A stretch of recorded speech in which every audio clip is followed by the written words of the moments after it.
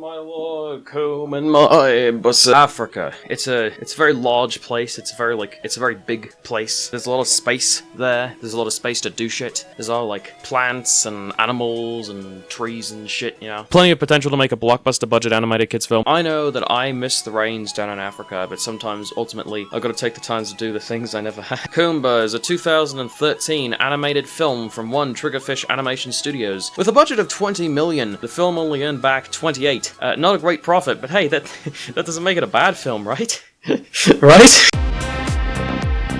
Khumba. I've been trying to make this video for a while. This has been a plan that I've had for like, oh god, an entire year at this point. It was supposed to come out last summer, and then I kind of just, I ran out of capabilities and just kind of gave up. Now it's actually happening. I'm gonna sit down, I'm gonna do this shit, I'm gonna make it happen. Also, it's fitting that I do it this year, because this film is a decade old. So let's just search up Khumba. So, Khumba was released a whole decade ago, which is hard to believe, but it's been a fucking decade. Holy shit. I love how the poster of the film very proudly announces that it's in 3D. I couldn't fucking tell. Half of a zebra, whole lot of adventure. If you aren't familiar with the film yet, which I'm betting you probably aren't. Wow. Goddamn. Khumba is of course played by Jake T. Austin, who I think the most memorable role that Jake T. Austin has ever played, at least for me, was his role as the main character kid in Hotel for Dogs. If anybody grew up in the 2000s, 2010s and remembers that movie, goddamn. They managed to get Liam Neeson, they managed to get Lawrence Fishburne, like fucking Morpheus is in which is pretty fitting, honestly, because, oh, ladies and gentlemen, boys, girls, and everybody else in between, we're gonna get pretty based, we're gonna get pretty red-pilled here, but just hold on to your buttholes. It isn't on any major streaming services, Pluto TV, I guess Peacock is somewhat mainstream, the Roku channel, but it is free on YouTube. You also have to pardon the, differentness. No, I did not upgrade my computer, I'm just on a new laptop with Windows 11 on it, which is very beautiful and fun and epic. I don't remember seeing any promotional material for this film, at least not in America, where I was in 2013. Apparently it was shown at Toronto International Film Festival, so who knows, maybe YMS watched this one. I hadn't heard of this film up until like January, February of 2021. I was sitting around, you know, nothing better to do, kind of, you know, scratching my ballsack, and I was watching a few epic YouTube vids, and I saw the 24 Frames of Nick video about Khumba, which labeled this as a Madagascar ripoff, which I think is a little unfair and perhaps not entirely true for reasons that I'm going to get into after we take a look at the film here. I love the logo for Triggerfish Animation. I mean, look at the lighting, look at the texturing, look at the little bloop as the Triggerfish snaps on his goggles in a comical manner, not to mention the small Khumba we see set up on the table. It's just really, really pretty great. So the film starts off just how any film named Khumba has any right to begin, with a mantis. OG Baby Yoda confirmed. Okay, I'm gaffing a bit, of course, you know, I'm gaffing you, I'm gifting you, I'm having a bit of a laugh, a bit of a lift, as it were, but think about it. A little wise green guy who's clearly been around longer than anyone else here and whose thematic existence is based heavily on cute points. Nope, that's not me. Nice how the film immediately insults our intelligence, always a brilliant idea. See that? Way over there? That's a fence. We're gonna build a fence, and we're gonna make Africa pay for it. It is officially 2016 again, everyone. Ghostbusters can never. That's why we built this enclosure. It keeps us in and them out. Shit, Khumba about to be on the Joe Rogan Experience. God damn. Them being everyone who isn't us. Oh, what's that? You want some water? Oh, you want a zebra? No?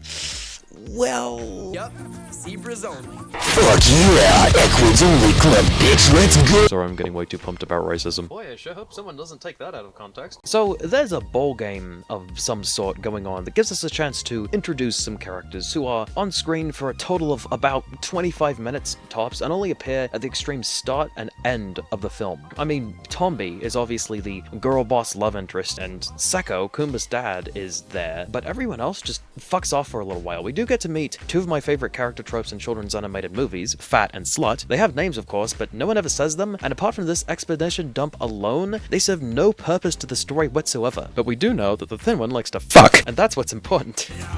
That Timba's a stallion. My brother is just a big dumb jock.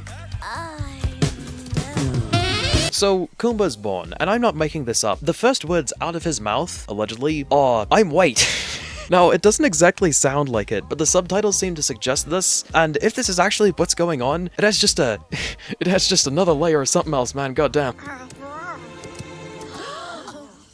That's not right. He has no stripes. No, he has stripes on his front. No stripes. He has stripes On his fucking front. How is that possible? Well, maybe some crazy little evolutionary quirk occurred. Or maybe, just maybe, Seko, you need to have a serious chat with your wife about exactly what's been going on whilst you've been playing balls with the boys. I mean, I'm not saying that you could find a white stallion in the fucking Karoo, but I mean, are you sure that fence is as tight as you think it is? He has no stripes. Yeah, he doesn't have them. Oh really? I didn't fucking notice. Are you alright? Nah, she's gonna die in about 20 minutes, isn't she? What do you even call half a zebra? Zeb? Zeb? I get it. No one seems to like the fact that Khumba's different though, and everyone immediately just starts fucking mocking this literal infant, this newborn child, in front of his parents. What could it mean? It's a bad sign. No stripes, no rain.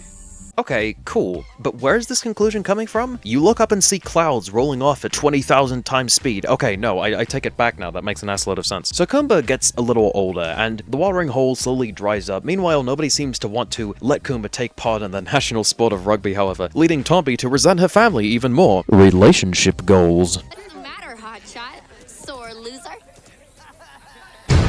But holy shit, it's 2010 DeviantArt all over again, as we are introduced to Fungo, the main antagonist. Can you tell? Now everyone has a slightly different way of pronouncing Pongo, so to avoid appropriation of some type, I'll just call him Poggers, you know, to be less offensive.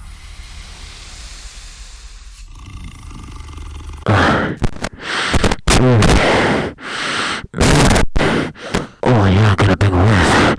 Yeah. Khumba continues to get bullied and goes off to sulk and die inside because no one likes him and he has no friends. Khumba makes a horse noise, which that's not how horses do that, and the mantis makes a sound that I fucking swear is ripped straight from Wall-E. The mantis draws a map in the sand that I swear my doctor has written more legible fucking things, Jesus. What's that? Love how Khumba here sounds like he just woke up in the afternoon after sleeping 15.5 hours straight on a school day. I don't know. Maybe they let me off easy? Yeah, hang on, what was that? Maybe they let me off easy? $20 million, ladies and gentlemen. So, you know how 24 Frames of Nick called this a Madagascar ripoff, I believe it was? Partially fair, I suppose. But I have to say, not quite. Khumba is more akin to Bambi. In Bambi, things just kind of happen, and it's less of a character-driven story and more so an abstract representation of the circle of life. And it almost feels like they tried to pull that off here, but sometimes things just happen, even though this is trying to be more of a character-driven story. Also, there's a significant lack of abstract representation of the circle of life. What I'm getting at is that in this scene, for example, Khumba is mad, the mantis draws a map, Tombi comes back, these guys show up right the fuck out of nowhere and beg for water, and all of a sudden, Khumba in trouble. This is just bad direction and odd pacing, even for a kid's film. It's the kind of thing that's just distracting for everyone. Timba, you're so hot. Or not.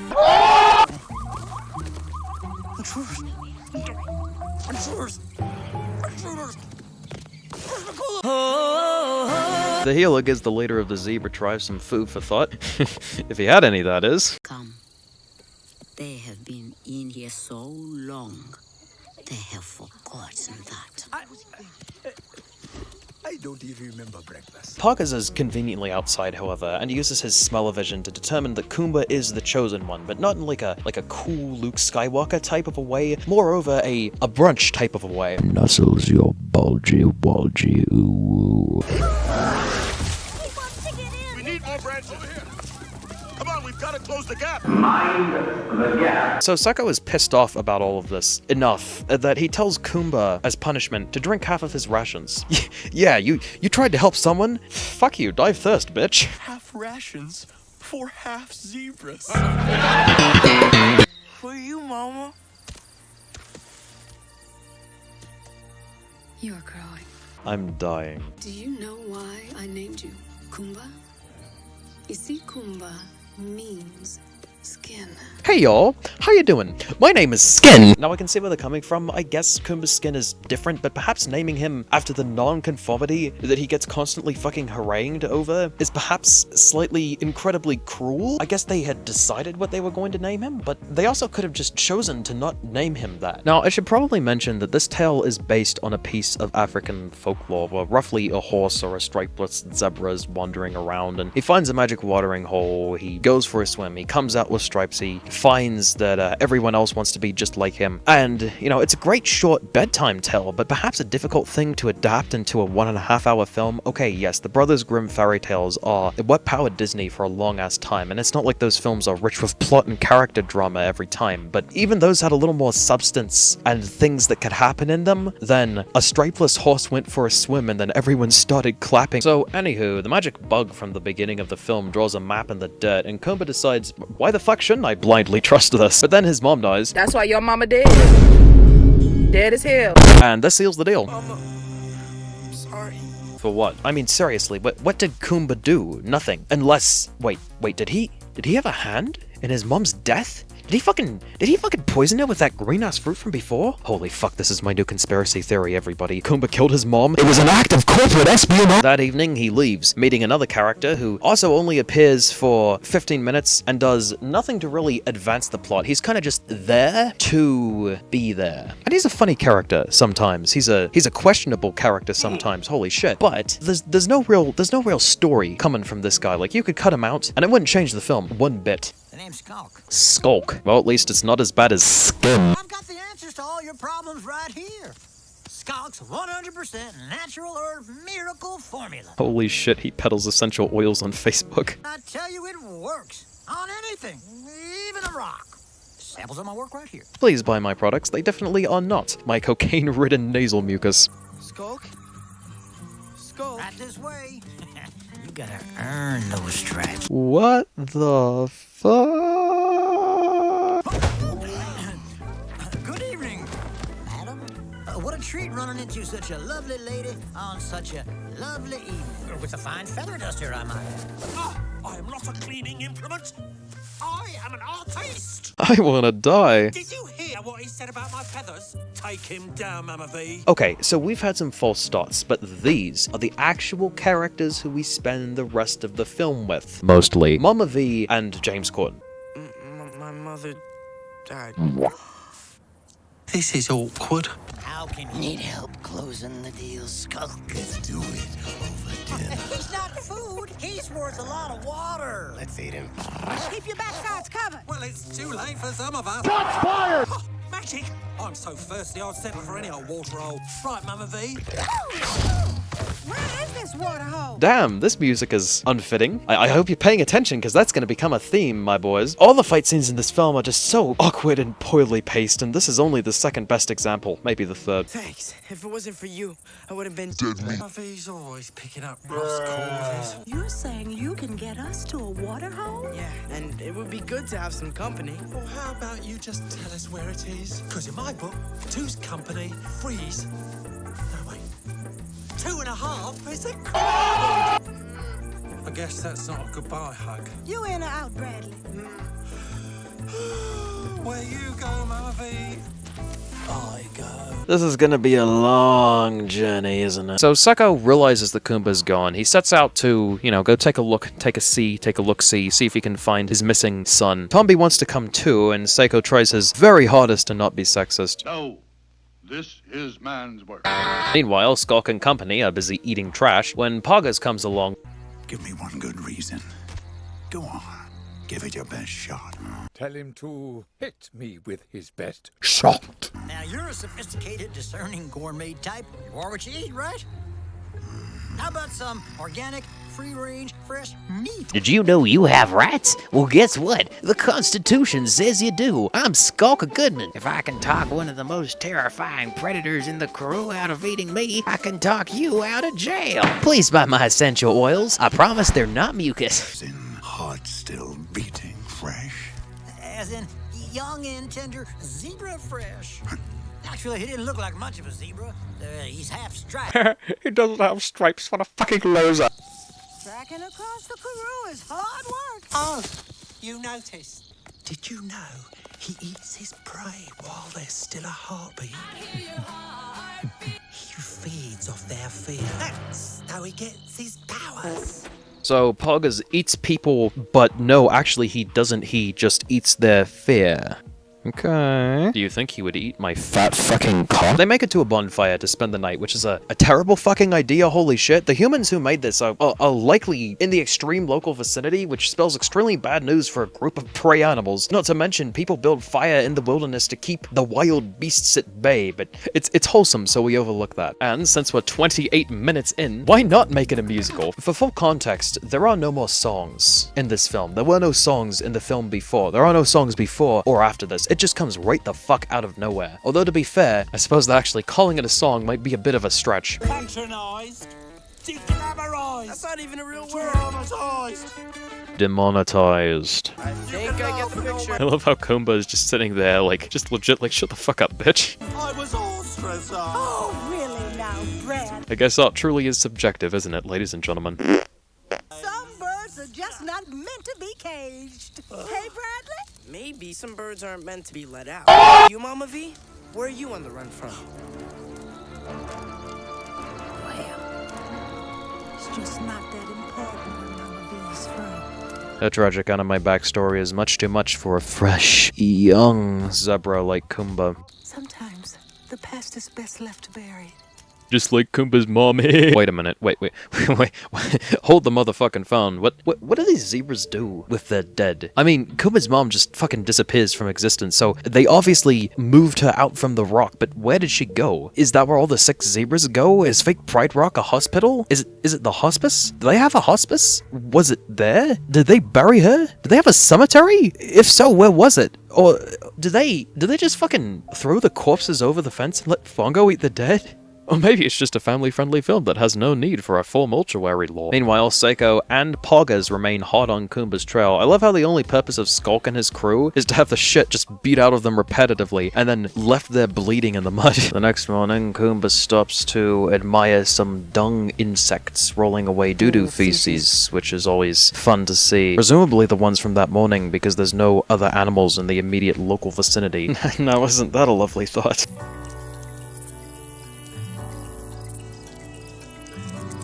There's nothing quite like watching the beauty of a bunch of bugs playing around in shit. Talk about breakfast in a show, goddamn. Wow. Tommy would love it out here. Yeah, she's a fucking nerd. Bradley, I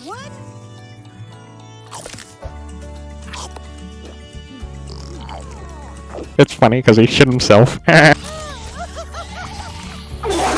Back at home base, the Zebra crew has realized that they are lacking on quagga, and Tombi shows them the map, correctly suspecting that this is where Khumba went. Sokka returns, however, thinking that Khumba was completely consumed by Pongo. Like, this was a hard-vor situation. This is a sad day. Very sad. But Makulu is right. Now it will rain. Well, he's dead. Let's drink. Everyone's thinking it. I'm just saying it. I bet he has got a live fucking Twitter, goddamn. Our crew continues on their merry way, but not without another not quite Pride Rock. Run!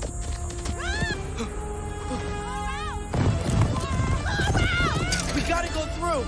And where are my feathers? They almost get minced by a fence, but the herd of antelope, who are about to pummel them to a fucking pulp, stops just in time to be incredibly stupid for a few minutes. But he was Squish. No, man, that's Squish. I'm not Squish. I'm Frecky. I'm Squish. These characters, how have they survived this long? Jesus Christ. Hey, Percy! Glad you're alive, Percy. Yeah, me too. Me too, baby. Tensions are rising back home, and a fight in the mud breaks out as the most unfitting music possible plays, which is just apparently fashion now. Hey, watch it! It's an observer! Hey, knock it off!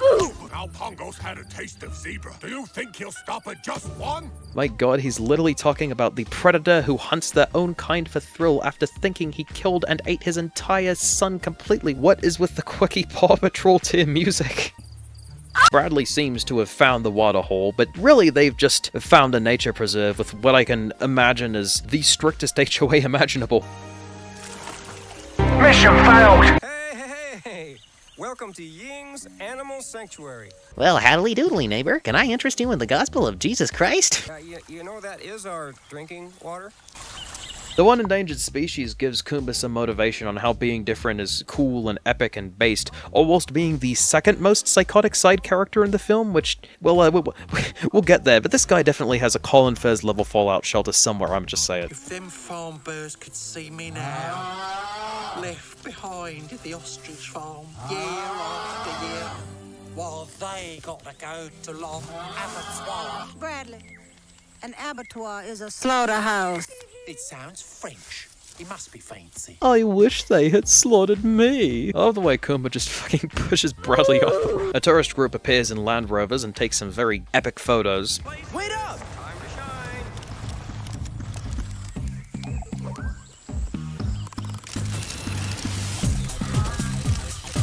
Stand up, son. Stuff's about to get real, mate! But some bad people show up in bad people Land Rovers and shoot Bradley in the fucking head. Cocaine's a hell of a drug. The hunters do actually capture Khumba briefly, but that would mean showing their faces, so the terrifyingly psychotic hare gets hit by a fucking truck and survives.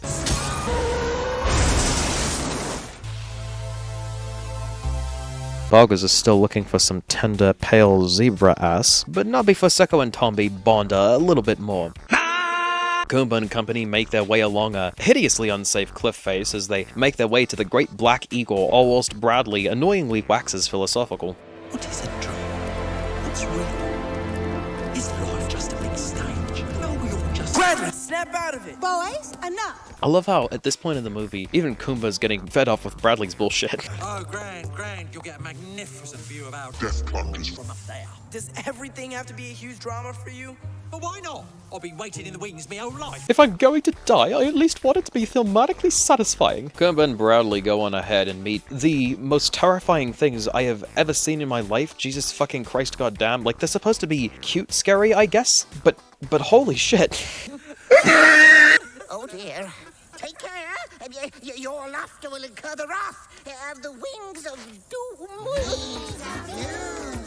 Khumba's fucking jamming though. Catch me in the cold like it's 1990. Bradley does a little bit of epic cultural appropriation though, so the rodents go to throw him off the edge of a fucking cliff. Wait, don't do anything rash!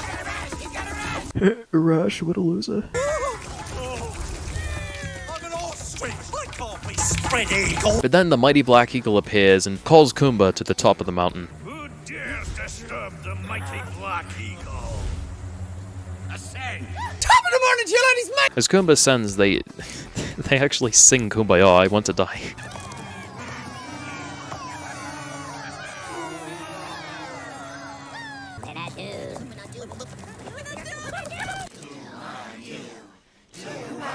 Meanwhile, back at the old homestead, Seko is leaving behind the Unite the Right rally and going off to find water and maybe a place that his wife and son didn't fucking die in. We also get this amazing walk cycle. $20 million, ladies and gentlemen. Meanwhile, Khumba walks up through the Andy Goldsworthy rock piles and learns the Black Eagle is actually albino and feels a bit like a reject himself, so apart from giving Khumba some directions, he also reveals that the magic well is also where Poggers lives. Having everyone live in fear of you doesn't change who you are. Top of the morning, chill out! Well, looks like dinner's gonna be late. Yeah, no, the nameless, faceless people in that car are just dead. They died, and the other nameless, faceless people in the other nameless, faceless people car just left them there to rot. Why did Khumba have to leave? You want to know the real reason why Khumba left? Because I'm such a psychopath, I scared him away.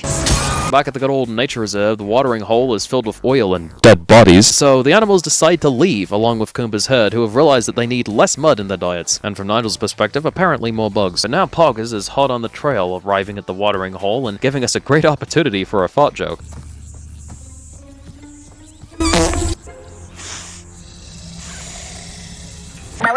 Meanwhile, Khumba and company are making their way along their way, and Bradley is just about fucking finished. Can I just say one little thing? Sure.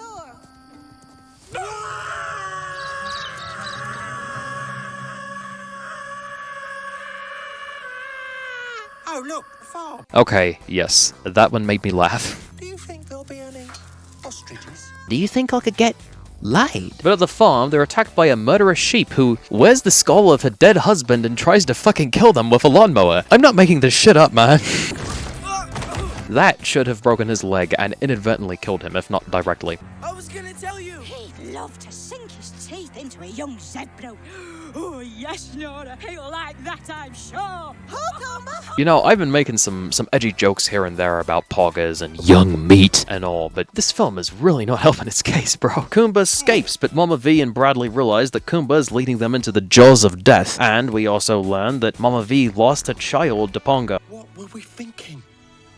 Following you to a magic waterhole so you can get your stripes? You were working with him in an act of corporate espionage! On this disappointing note, Khumba leaves in disgrace, all whilst being fucking mocked. Jesus Christ, my guy cannot catch a break. You couldn't have stopped Pongo. No one can. Certainly not a freak like him. Khumba wanders off sadly whilst the shame of fucking existing plays around him.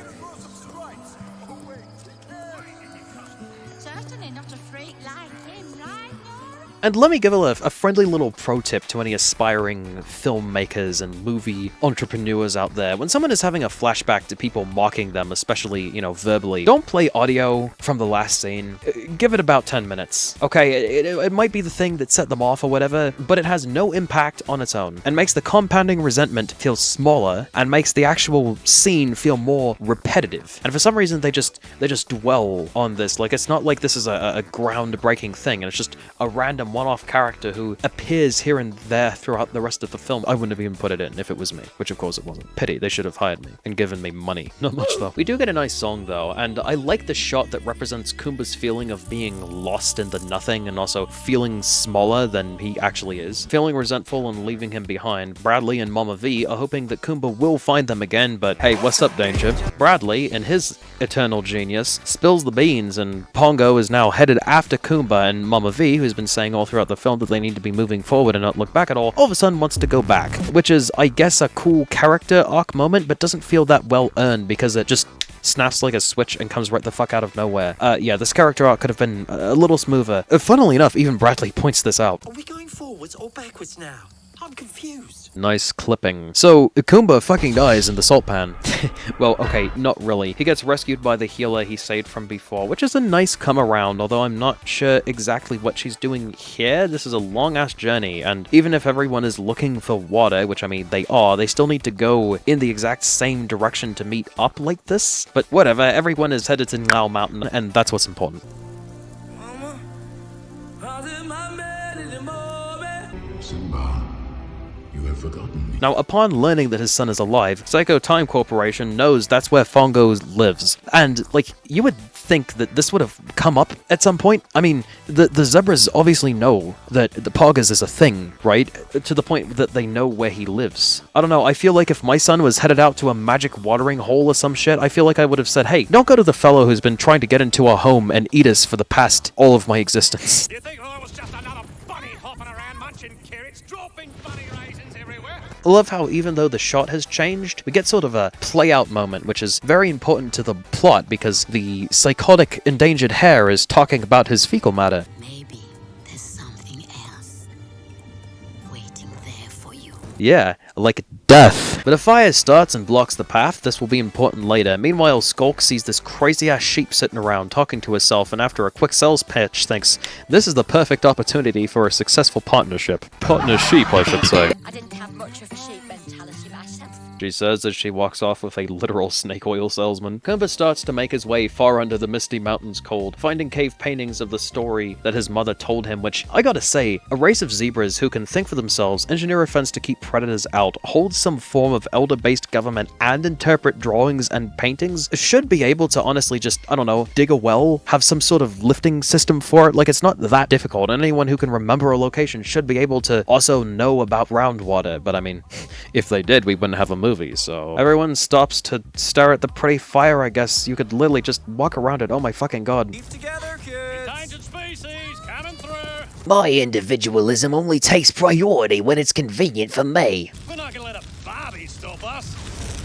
Oh yeah, throw a couple shrimps on a barbie, mate. I'm not a stereotype. I'm an endangered species. Now, while everyone is just standing around doing fuck all staring at a fire, Khumba has actually found the well, for real this time.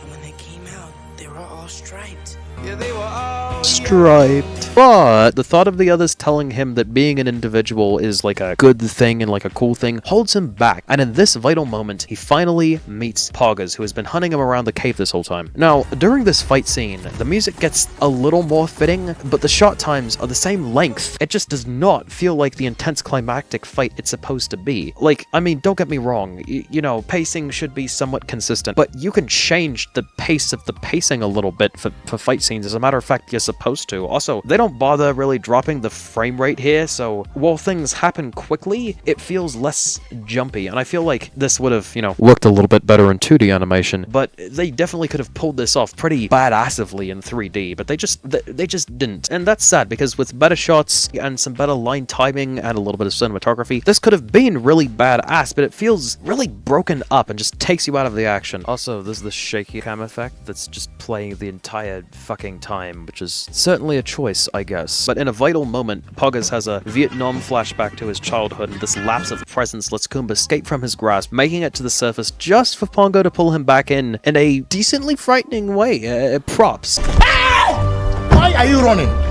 Why are you running? The mountain breaks open, letting Khumba and Poggers out of the little well that they were kind of swimming in, which for some inexplicable reason there's a well in a cave in a mountain right near the hole, near enough to break open and look just like this. But I mean, hey, listen, it's a kid's film, don't question it too much, okay?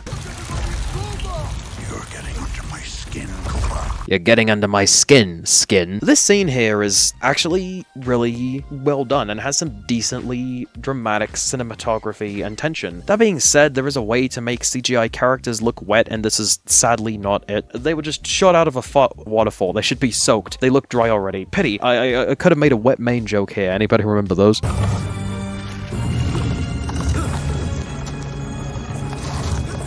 Don't try to save him, you fucking idiot. Hello? He's trying to eat you. He literally just said it. What good does this do? Okay, like, Khumba's supposed to be this empathetic character, but unlike the Indiana Jones moment, this motherfucker is literally trying to physically consume you. This is not a time for empathy. Let him die.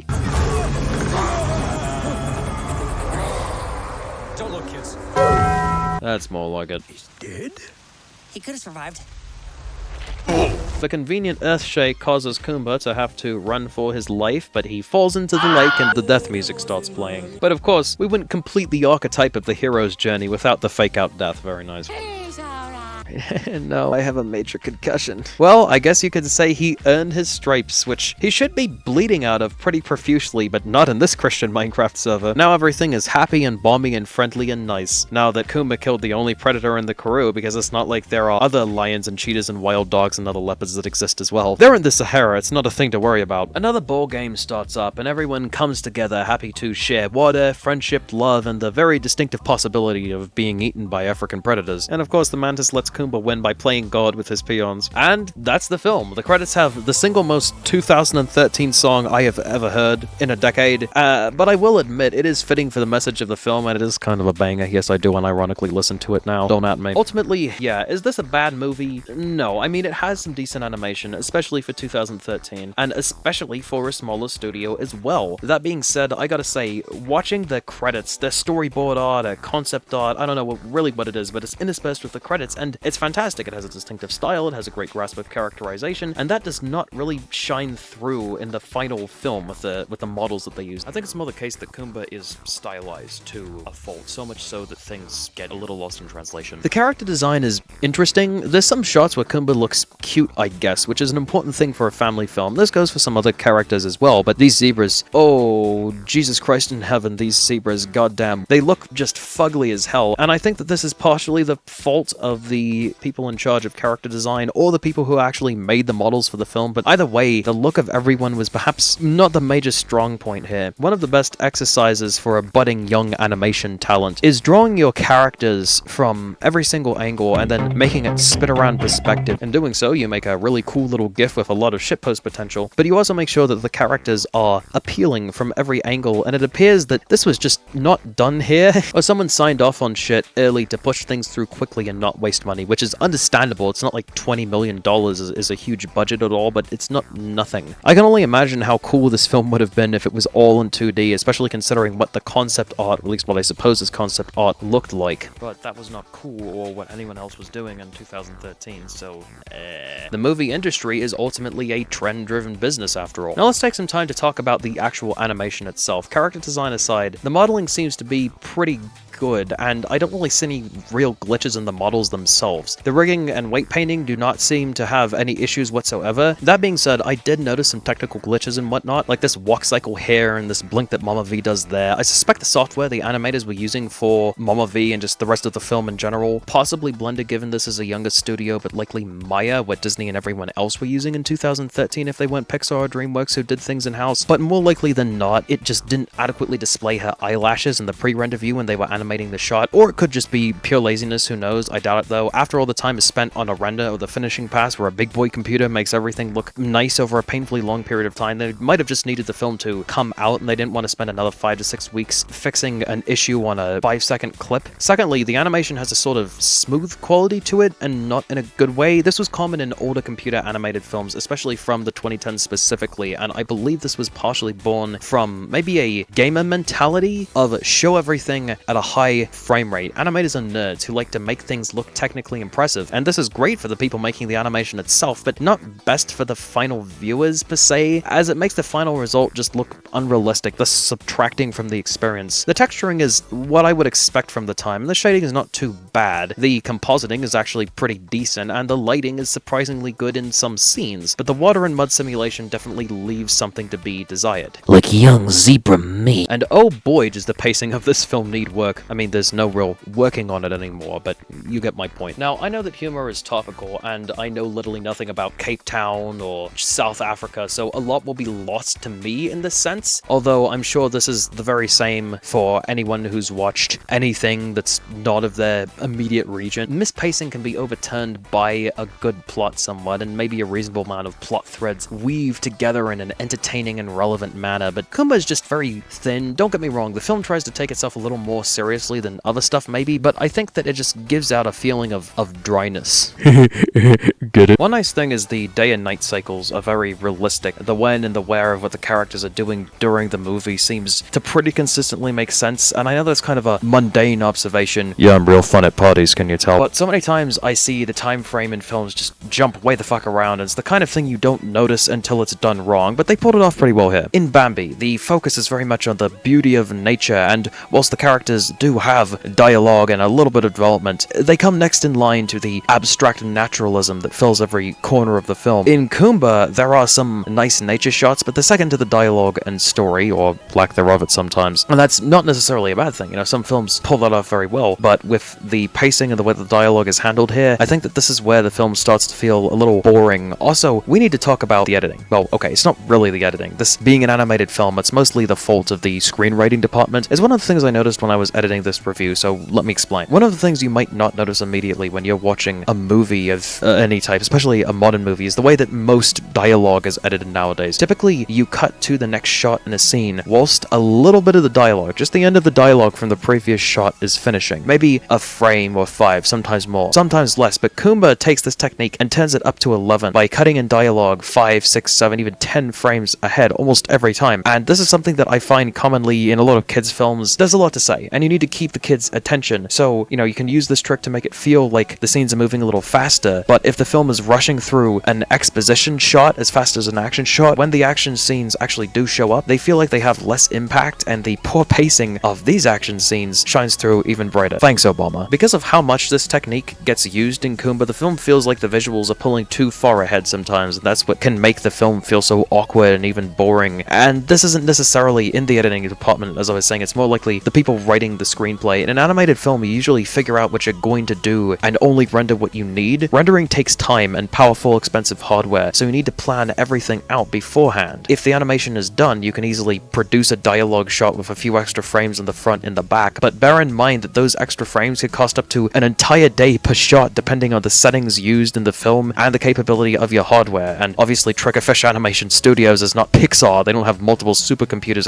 explicitly for rendering animation. The music in Khumba is actually pretty good. The soundtrack, I should say, mostly. As I said before, the fight scenes are just not well scored as the rest of the film, with the exception of like the final chase scene between Fongo and Khumba. The important characters, Khumba, Mama V and Bradley, the zebra herd, Pongo, they all have their own leitmotifs, and the songs that play over the film and pass are very beautiful and touching and fitting to the African heritage of the film. The credits song, This Is the Real Me, I think it's called, was secured later apparently, but we hear some filmatic excerpts of it in the film, which is a nice touch. The voice acting is pretty well done. Jake T. Austin is a fitting choice here. He's actually a better actor than I immediately gave him credit for. From what I hear, he's doing more voice acting work now, and less, teen roles. And Liam Neeson just completely steals the scenes he's in. I think a lot of people didn't give enough credit to Steve Buscemi, who also has a pretty good feel for the role of Skulk. Lawrence Fishburne is a little monotonous, monotonous. I don't know how to say the fucking word, I'm stupid. But it's pretty fitting for the character, I guess, and it's not like he's playing fucking Morpheus or whatever. One of the things I saw in the comments of the 24 Frames of Nick review is a lot of people saying that they actually enjoyed the film, that it was part of their childhoods. There were even some people from South Africa who were very proud of it, so it seems to have maybe not a Pulp Fiction level cult following, but something at the very least. Keep in mind that this is 2013 we're talking about here, same year as Monsters University. Remember that one? Yeah, I didn't either. Disney was busy stealing the scene with Frozen though, so I guess it's not entirely surprising that a small-time hometown animation studio didn't exactly make a notable return on profit worldwide. There seems to be a sequel to Khumba coming out next year, apparently May-ish, and if Wikipedia and Fandom Wiki is anything to be trusted, it looks boring as fuck. I can't wait. I'm a little skeptical about exactly what they're going to do, what's going to go down, and that one is the original is a loose adaptation of African folklore, and it's dedicated to a guy who literally gave his life trying to bring back an endangered species. Pretty badass, but hey, nice that we get another sequel to add to the sequel pile. That's always grand. I suppose there's a statement to make about capitalism in there somewhere. Another film that came out in 2013 was The Cruise, and it is a little thin in the plot department, but still an example of how to make an immersive 3D world with a combination of well-done physical acting, at least in my opinion. All of which Khumba is somewhat lacking in. Khumba received mixed reviews, and that's a pity, and it would have been awesome if it wasn't such a monetary failure as well. I would have loved to see it retooled into a theoreticalized monster movie, or a broody psychological Orwellian drama with statements on greed and hatred where the characters are ultimately punished for playing God. But I mean, there is a sequel coming out next year, so who knows? I never even had heard of Khumba when it came out. It seems like I remember maybe seeing it on an IMDb list of foreign animated films very briefly, just a blip when I was younger, but it was never like a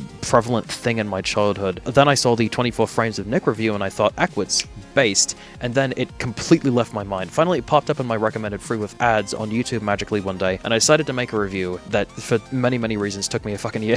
Since this was a film that came out in the height of AVGN ranting culture, there were a couple of rants that came out about it. Like, I saw this one guy who watched the film on an airplane because it was the only option for some reason, and got incredibly bored and was super pissed off that he had to sit there and watch it like he was welded to his seat. Talk about first world problems, goddamn. Starving kids in Africa could have watched that film. Oh, wait a minute. I will link the original video down in the description below and in the card, but yeah, this is a free with ads movie, at least right now. And that's, well, that says a lot now, doesn't it? All in all, I think this is maybe worth a watch if you, say, like horses in animation like me, or maybe you have some kids and you're tired of watching the Minions movie every single fucking night. I suppose it's the type of thing that you can use to shut your kids up for an hour and a half. It's not like they're gonna get too much from it, but I mean, it's better than whatever the hell this shit is. This is not really a sit down with the buddies and the boys and have a little bit of a laugh type film. It's more so a family film from a studio that was still kind of finding their footing, and as far as I can tell still is. Would be a hell of a viewing session on shrooms, let me tell you that much. I was kind of toying with this rating. Originally it was 6, but after my watchbacks after writing the script, I'm going to actually strike that and change it to just the edge of a 7. All in all, I rate it a reasonable 7 out of 10. I never know how to fucking end these things.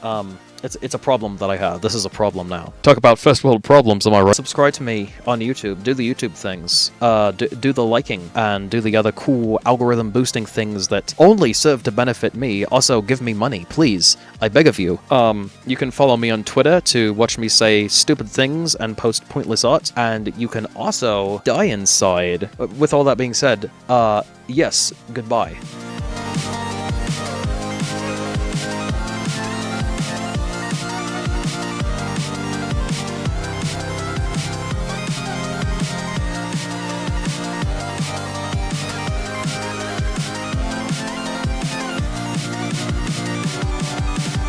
Khumba. Oh no! I hope this really heavy beach ball doesn't break my leg!